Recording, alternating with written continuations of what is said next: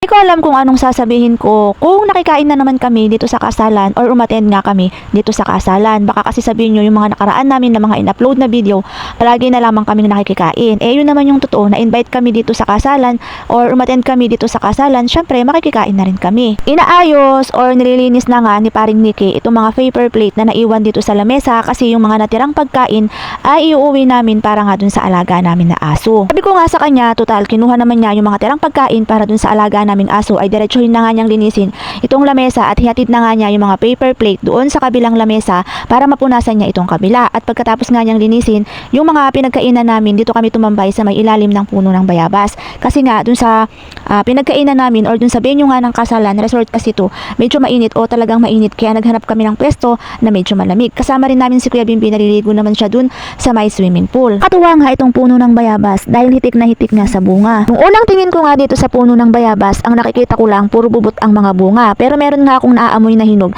Kaya yan, hindi nga ako nagkamali, naghanap ako ng hinog at meron nga akong nakita. Sabi ko nga kay paring Nikki, ay pipitasin ko na at hindi naman siguro magagalit yung may-ari. Kasalan talaga ang pinunta namin dito, hindi ang manguha ng bayabas. Pero dahil tumambay nga kami dito sa may puno ng bayabas at naamoy ko nga na merong amoy hinog, kaya yan, nadamay itong bayabas dito nga sa aming pagtambay at si paring Nikki namitas din siya ng mga hindi ko nakita na hinog. Konti lang naman o ilang piraso lamang yung nakuha namin na mga hinog na bayabas dahil ang kinuha lang namin yung mga abot namin at hindi na nga namin kinuha yung mga nasa matataas na mga sanga.